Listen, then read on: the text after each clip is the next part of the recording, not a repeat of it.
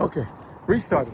We just came out from the USS Alabama because park time is closed at 5 p.m.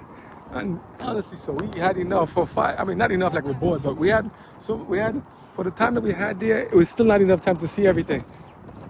There's little bits of compartments hidden everywhere. That ship has so many compartments here. Look at it. There's stuff everywhere.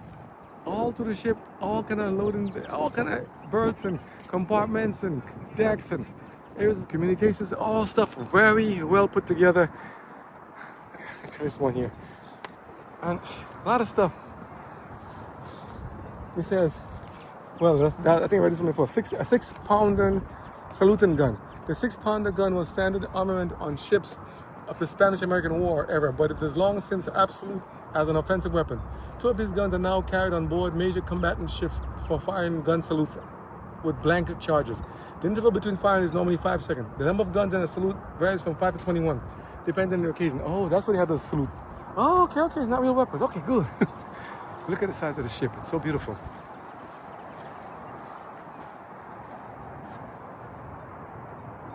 Tristan de Lune Arella 1517.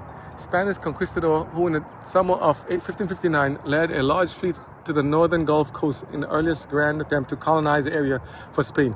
He sailed into Mobile Bay in August 1559 with 11 ships, more than 500 soldiers, 1,000 men, women, and servants with provisions. Settling on Pensacola Bay, Luna divided his forces to move inland and by way of the Mobile and Alabama rivers into what is today known as South Alabama.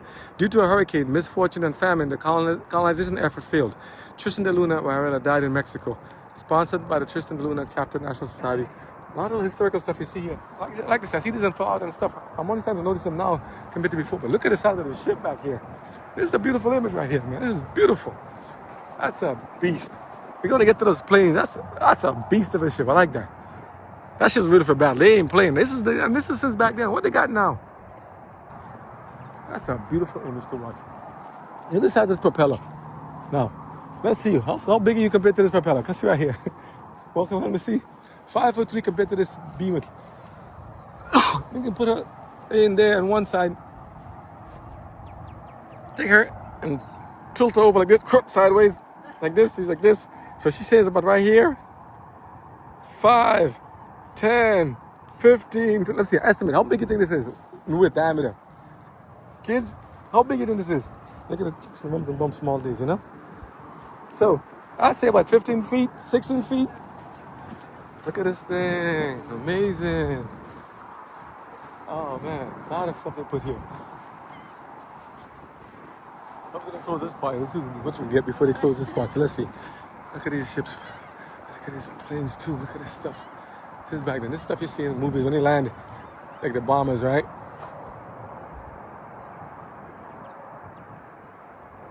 Look at the propellers in the place. Look at the wheels. And I would love to see them come from the wheel bay. Look at this. This is what? This is, can't see the name of it. Douglas C. Sky. I can't see it. Sky Rain? I can't see it. Oh, USS Alabama. Huh? It's in here? Get a picture of this one. Take a picture right here. Let me take a picture. Take a picture, salute. Watching the tanks. Put one there. This is. Yeah. Yeah, man. Look at the tanks back there. Let's see ya. Stay right here. Let's see some. Picture time. Nice. Look at these massive planes. The tanks. I'm happy they put some here so some here so you can see back and forth. Let's see. Wow. The ground here. Wow. M15. This is what an M155mm long tom. Wow. Look at the wheels and treads of this thing. To bring this thing out, to haul it out. Look at the size of the gun. That's like, wow. To bring this out. Look at this thing. Not enough time. I'm not a tank expert, weapons expert to see him bring all this stuff out here and haul it. It's like a dolly typing. And he has to have a nice way to hold the ground with his fire so it won't dig, you know, to recoil. A lot of stuff in there. Look at this. You know? And look at how long this thing's been around. A medium tank or M4 Sherman. The medium tank M4 Sherman was named for William Tecumseh Sherman, a Union general in the Civil War. It was named surprisingly by the British using the vehicle. The tank was produced in large numbers by the United States of America. Through the Lend-Lease Act, it found its way into service with many different countries. Due to the relative ease of manufacture, great numbers were produced also. Because remember the Sherman tanks crossing the waters and stuff? Look at them. So the guys, while this stuff is, while they're firing against them, they be hiding in the tank on the side to kind of make sure they get covered and shielded. Troops from the 60th Infantry Regiment shadow on M4 for cover while advancing on a Belgian town. Amazing. Wow. So this one. Armament, 175mm M3 main gun. Wow. Length, width, height, 8 feet wide, 11 feet. Combat weight, 34.7 tons. This is almost like 70,000 pounds. Man, this thing's a heavy. Crew 5, speed 26 miles per hour, range 99 miles. 99 miles of range with this thing. First used 1942. Look at this stuff back then. Sherman tanks. Look at the tracks back then. Look at this stuff. Wow. So one side machine gun in the back, and then front was, wow.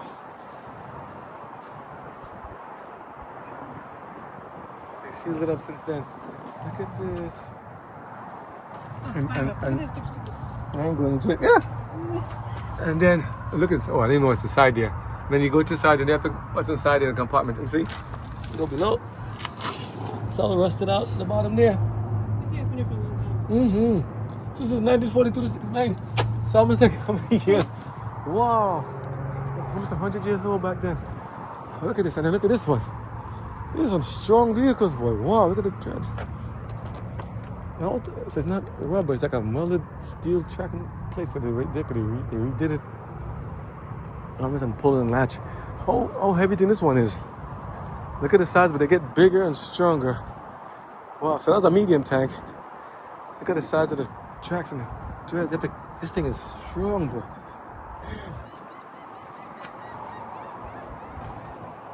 Look at to get it in there. So this one is a M26 Persian. By late 1943, it had become apparent to some within the U.S. Army that the Sherman tank was not up to dealing with some of the newer Panzers, nor the Tiger tanks the Germans were producing. Development on a new, more powerful medium tank had to start, with an eye towards replacing the M4. That was that one over there. You see? This led to the production of the T-26E3. This model became the M26 Persian in March 1945. The name of this legendary tank was borrowed from General John Blackjack of Persian. He attained the rank general of the armies. He led the American expeditionary forces in Europe during World War I. Shermans had faced huge attrition rates against German armor during the Battle of the Bulge. I mean, they didn't do too well, you know. December 1944 to January 1945. This convinced the army to deploy the new 226 Persian to the European theater. The first Persians arrived on the continent on 25 December 1944. Deployment was delayed.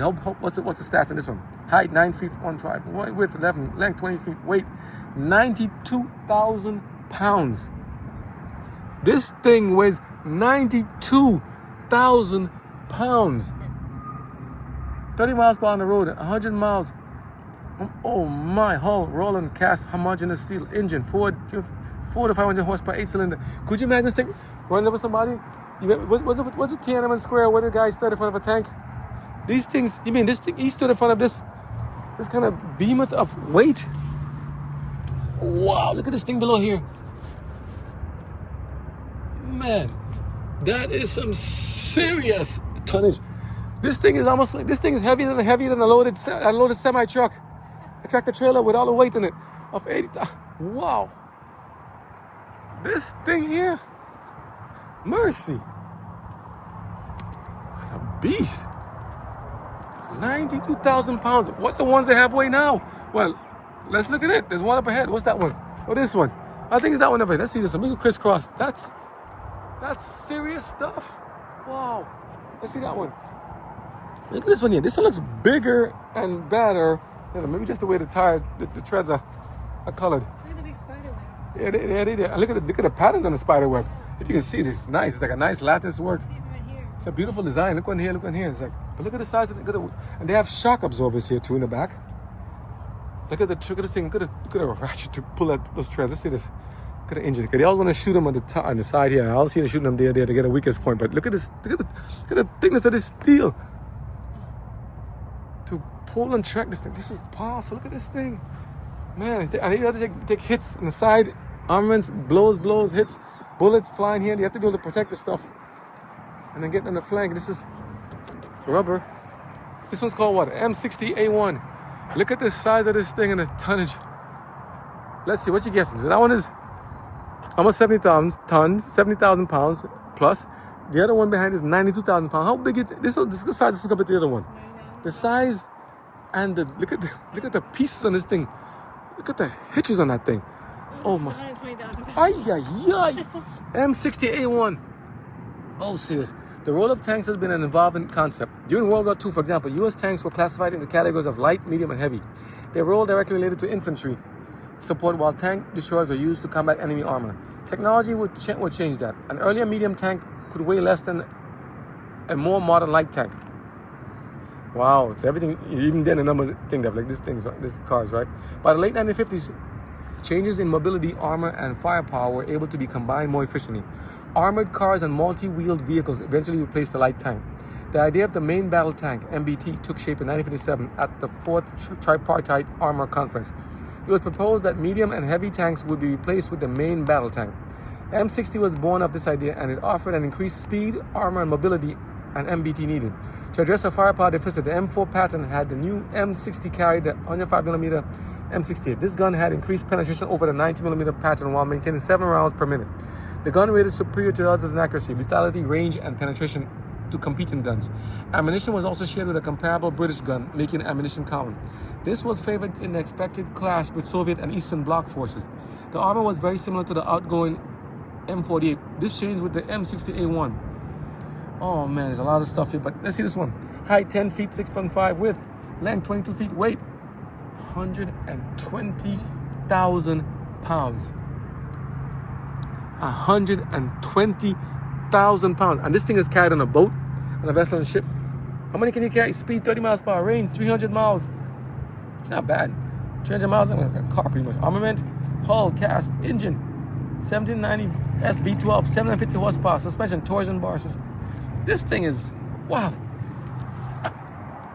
120,000 pounds. This thing managed to roll up on somebody on a house by accident or something. This thing is crushing. Most cars weigh 3,000-4,000 pounds at most, you know. Big SUV escalating those guys 5,000, 6,000.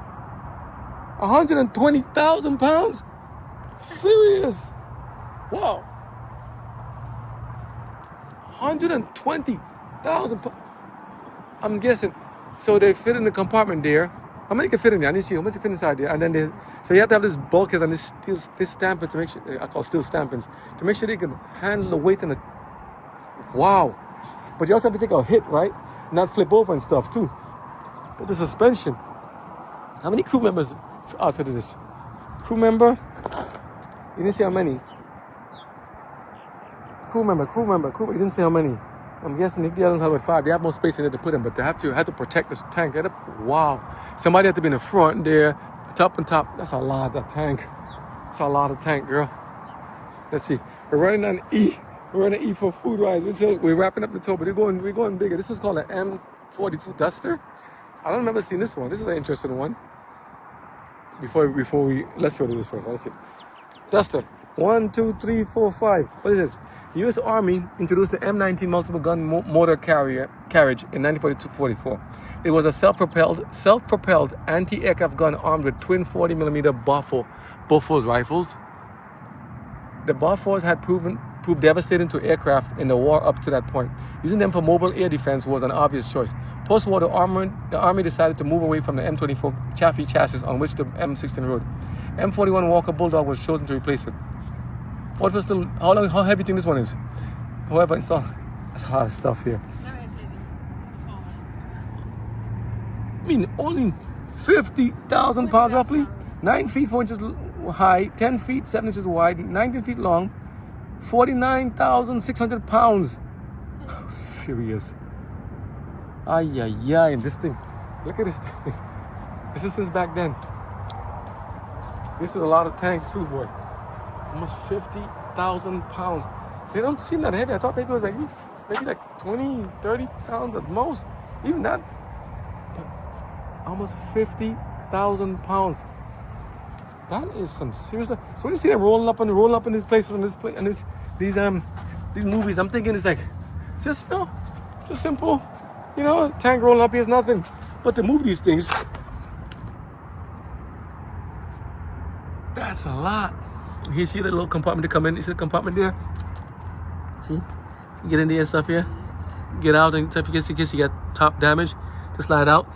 I want to get that. So it's a movie for a Soviet tank. Oh, there's a lot over there. So can we? Okay, we're gonna walk through. I'm tired of talking about. Let's see. Okay, let's just crisscross and walk. And just walk through. Zim zim. This is amazing. This is all this infantry. We even got into the planes here. Look at those things over there. Okay, let's see. We're gonna do a quick walkthrough. Okay, walk and look. Call the name of it. 120mm gun M1. Take a look. Can be wait. Slow it down and see it. Even this is how much is the heavy this guy? How much is the point? What's the weight in this one? Weight 64,000 pounds. You haul this and put this thing down. 64,000 pounds. Oh, serious. They have to have enough weight also to counterweight the force of what you're firing with the projectiles, right? So I guess you have to have that. No climbing. M75 armored infantry vehicle. By the end of the Second World War, the accepted way to move troops on land was by whatever vehicle was available. This worked in a moment. But even when troops movements were planned out, the best vehicle was the venerable half-track. The design was a traditional truck cab and front suspension, while a bed rode over a track suspension. This allowed the vehicle to traverse most weather and road conditions. However, the bed in the rear was only covered from the sides by sliding armor. So you notice, this one here, how much is this one? How do people fit this one? 42,000 pounds. How do people fit this? What it says? Capacity, manufacturer. I don't know. You read it. If you don't want this, come to the seat yourself. Come see. But you see, you load them up, open it, let them in, open it, transport them. So transport them to get in there, and it's well protected too. Thick and steel. Load them up in the back. They get in the side doors. Load inside, and they get in there. Wow. Absolutely amazing. And look how high it is up the ground. You have to make sure you have good ground clearance. Look at the suspension in this thing to make it move onto track. It's a lot of tonnage, bro. Wow. If you kept up with this, watching it, the one sitting, I'm like, where's Chipotle? Looking for food now. This is good stuff. Wow. This is. You okay still? You holding up okay? The phone is, and the batteries are trying hard to hold it together. LVTP A1 956 was accepted in the United States Marine Corps. More military equipment. I look at this thing shape. All this thing they made, and wow, could imagine this is back then. So I'm like, come take a look and see. Wow, big toy hitch lip. And this is low to the ground. This one has a lot of stuff in it. I don't know what I should read. You know what? Well, why didn't I want to carry it? I should read it because I'm already here, right? Okay, shall read it. Even though we're looking for Chipotle right now. Let's see. What does it say? This looks very interesting to see. It's like a very interesting shape in the middle. It's so concave, but this one looks heavy. I said this was I must have said it's a 120,000. Let's see, what's it? 27,000. Wow. 1956, the LVTP-A5 was accepted by the United States Marine Corps. This is just the latest in a long line of LVTPs, land and vehicle track personnel, dating back to the Second World War. Fully equipped Marines could be 30 to 44 fully equipped Marines could be carried fully enclosed. So it's a carry for people. That's big. This one's half smaller. That's big. Carrying Marines. More guns. Let's get to the planes while we have time before we pass out. Ah! Let's see. Another plane, another one over there. And you see how nice you come sit there, have a little picnic, relax, sit there and chill inside on the deck. You know? Very nice. Photo time. All right. Cutting over to the helicopters. Just giving a little bits of bits. Some helicopters are quick with the tank. We can get over here so we can get some foodie. We're starving. You see, we took one for the team today. We're trying so hard to make it work. Let's see. How's your battery holding up? Low? 53? Okay. Try this one now. Take one. Last juice. Let's see. All right. This is called a scorpion, huh? Looking out. Make sure you see no scorpion. I know they say snakes and stuff, so let's not go too close to watching it.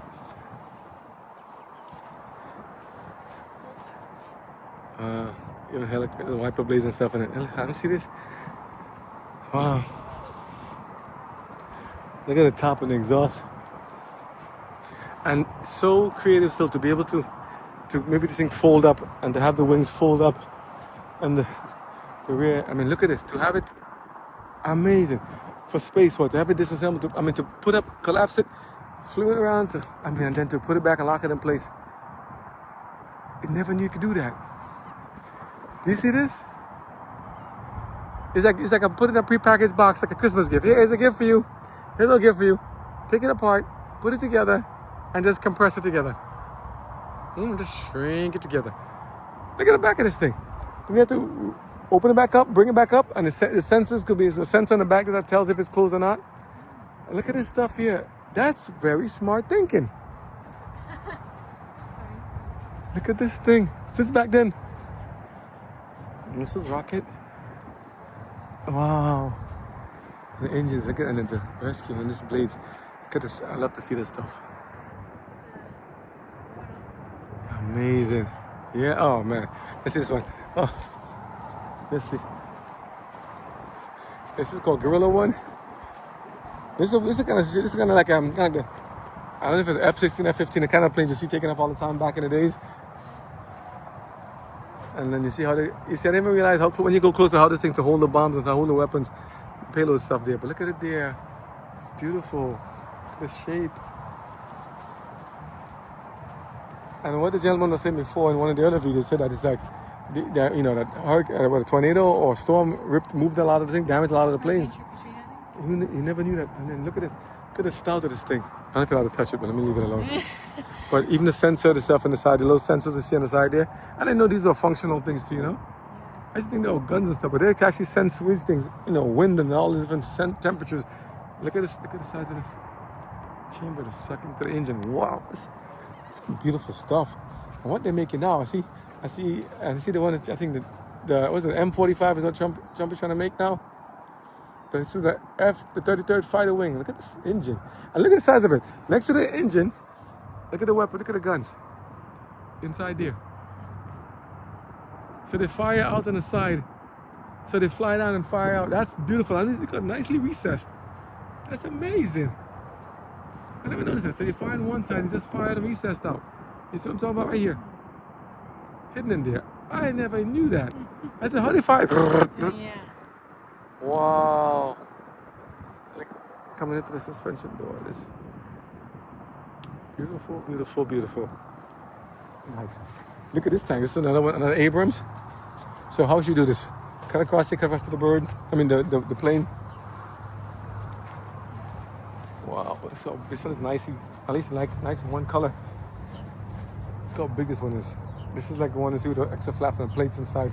So that one has more protection for the plates and the treads on top. What's the one on the ground? That's interesting too. Let's see the weight on this one. He looks more slimmer than the other one, but big too. M1E1 Abrams. Look at the ground clearance. This looks like a big bad boy here. M1 Abrams was introduced in 1980 to replace the M60. So that replaced that bigger one there, which you thought was more powerful. M60, which replaced the other one, the M40. Smaller one, bigger. Abrams always here about now, 80. And is a primary tank used by the armed forces of the United States today. I'll read the whole thing today because this is the biggest one I see so far. And there's probably a bigger one now coming. Following the cancellation of the joint German-US MBT-70 project. Still, I keep saying, I wish they didn't make all these different weapons and stuff. Because they're used for. I mean, it's defensive. So as Trump says, peace through strength.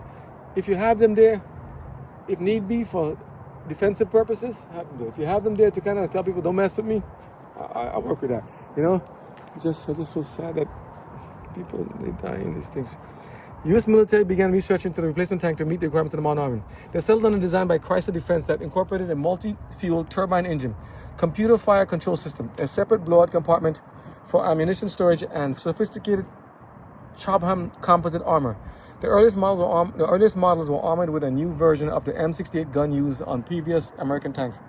This version utilized an aluminum thermal shroud as well as a pad to fix the muzzle reference sensor. They made some improvements on this thing. How big is it? I can't even tell. They're not giving any details on it yet. But it's big. It's big. It's really big. Persian Gulf War. Look at the size of this. It's serious. This is a powerful thing, boy. Look at this beast. Do not enter authorized person only. Don't climb in and try to sit and fit in the ride. This is beautiful. Wow, wow, wow. Well done. Absolutely amazing. It's a beast. Instead of one next to it, some really fighting ones, boy. Persian Gulf War. I remember this one in Kuwait. All of them were used back in the days. I remember this one. Battleship Wisconsin fires a salvo from turret 3 at an Iraqi artillery battery located inside Kuwait during Operation Desert Storm. 1991. She, along with Missouri, participated in the first day of war when they fired cruise missiles into Iraqi targets. Yeah, I remember this. I remember the war. Type 69. What's this one? Was China's second attempt to create its own indigenous tank, and the first following the Sino-Soviet split. The Chinese wanted to create something superior to the T-55 and could hold its own against more modern tanks like the T-62. Development began in 1963, but work was slow due to China's lack of access to tanks other than the T-54A, which had formed the basis of the Type 59 used. This is wow.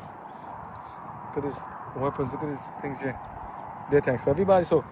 One country makes tanks and weapons, the other country makes something similar. One makes the other makes something similar. They all try to match. And here they are.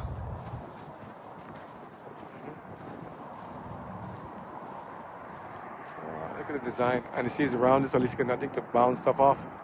Hopefully, you know? Amazing. Look, the last one's in the park. Everybody's gone. What the last one? We get every dollar's worth of milk in it now. Every dollar's worth. Look at this one here. So, every dollar's worth. Wow. Beautiful plane. Look at the engine in that one. That one is the second turbine in there. You see this beautiful looking planes, man. I love to watch them. The way the engine and stuff just kind of, just looks big, man. Just suck it and stuff. What kind of plane is that? And the wings fold back as well. Wow. USS Forster. This is beautiful, beautiful, beautiful. Look how big this thing is compared to, this is amazing. Such a beautiful. Look at this thing. And this is back then. What does it even look like?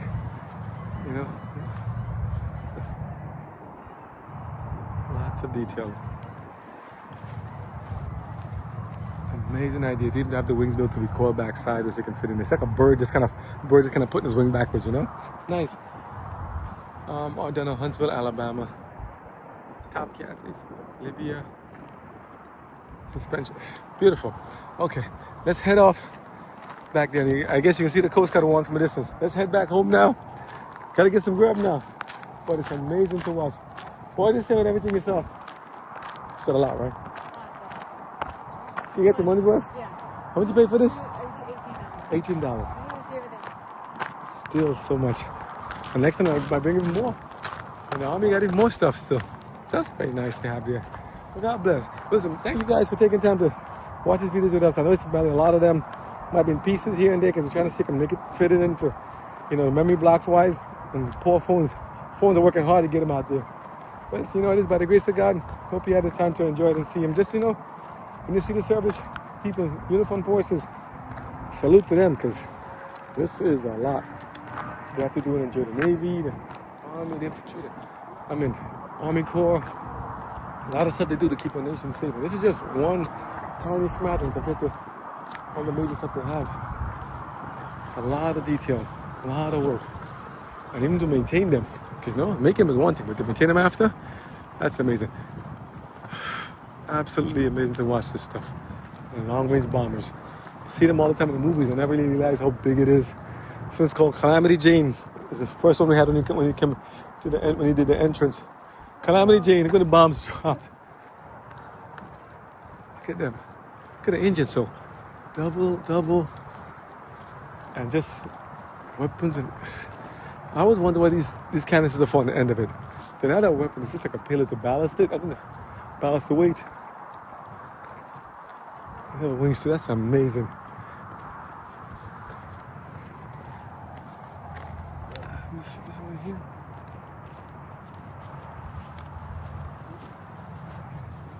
And if you look in the look at the back. I didn't notice in the back. There's a guy. There actually has a space in the back on top of the. You can sit in the back there too. There's a gunner in the back there, in case you get attacked. That's amazing.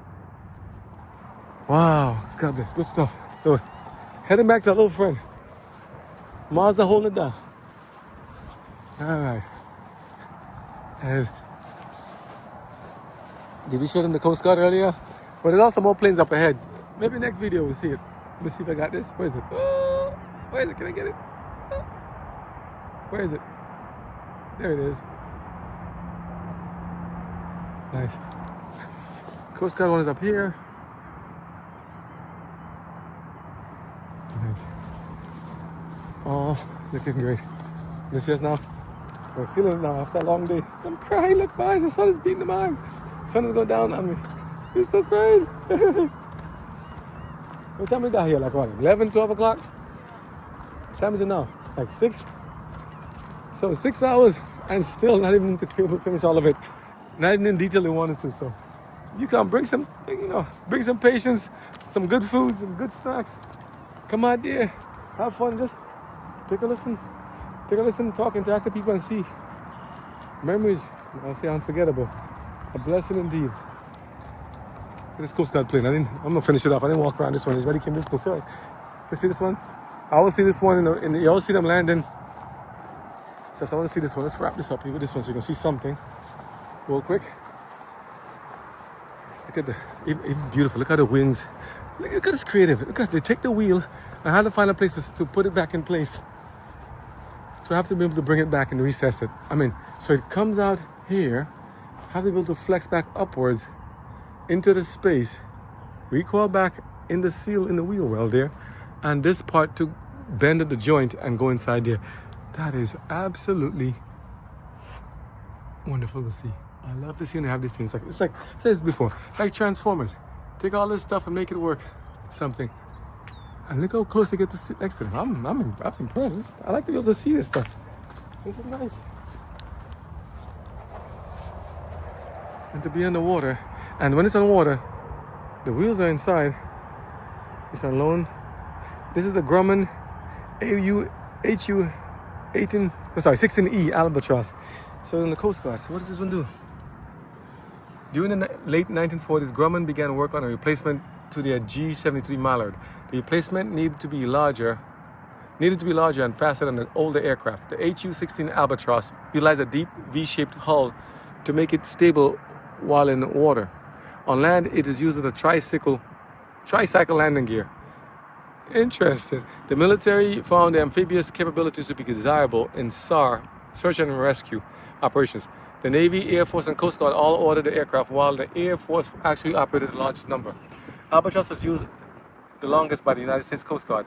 Some of the aircraft they utilized were transferred over from the U.S. Air Force when their service was done. The Coast Guard operated 99 HUs in total. It was highly valued for its ability to operate from harsh environments such as Vietnam, Alaska, and Greenland. In the 1950s, 2 examples even participated in Operation Deep Freeze in Antarctica. Due to its steady but somewhat stubborn nature, crews referred to them as goats. The Albatross wasn't just a hardy and reliable plane, however. It is also a record holder. From August to September of 1962, 7 world records were set for speed and altitude with payloads. They were manned by the U.S. Navy and Coast Guard crews. Most well known for its SAR, Search and Reconnaissance Rescue, role, it was also participated in fishery patrols, pollution, surveillance, as well as law enforcement missions. The Albatross left U.S. Air Force service in July of 1973 and U.S. Navy USN service in August 1976. The HU-16 was the last of the United States Coast Guard. She was flown from the Coast Guard Aviation Training Center in Mobile to Battleship Memorial Park in May 2nd, 1972. It has been on display ever since. The final flight of an Albatross for the U.S. Coast Guard was in March of 1983. Today, the Albatross still flies with civilians. Famously, Jimmy Buffett flew the Hemisphere Dancer until he retired in 2003. 9 missions. Not bad. Interesting. Weight 8,300 pounds. That's more reasonable for a plane. But it's beautiful. Look at this thing.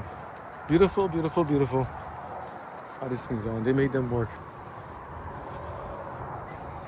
Wow. Beautiful shoe. Very, very nice. Nice to see them capture stuff and keep it going, you know? Very nice. Big. A boat in the air. And to land like that. Very, very, very, very interesting. God bless. Thank you guys. We shall catch up. That was good. All right. God bless.